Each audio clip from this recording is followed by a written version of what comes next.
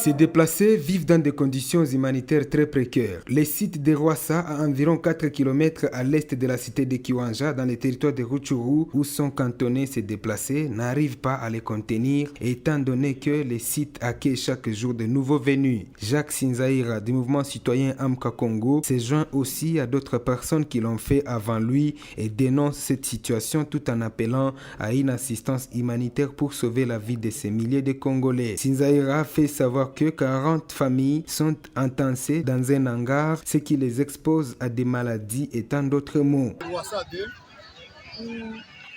a observé il n'y a pas longtemps, il y a eu des morts par la famine, il y a une situation précaire de déplacés venus de l'Ouganda, chassés par le gouvernement ougandais, qui avaient fui les atrocités du M23. Et voilà, aujourd'hui, il y a une pénurie de médicaments dans ces cas, il n'y a pas de l'eau, il n'y a pas de vivres parce que ça fait déjà 3 mois qu'on a déjà fait la distribution de vivres seulement 2 fois.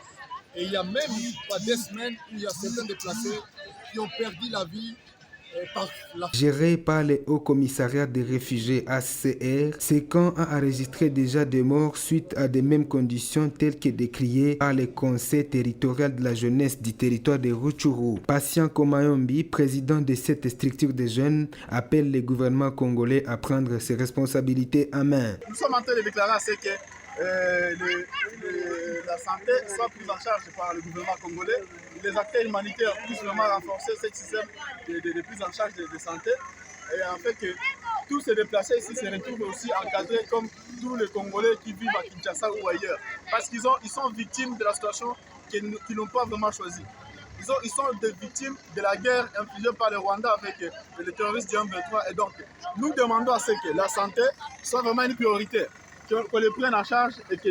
Malgré les efforts de certaines organisations humanitaires pour apporter assistance à ces derniers, les dangers et les risques demeurent énormes.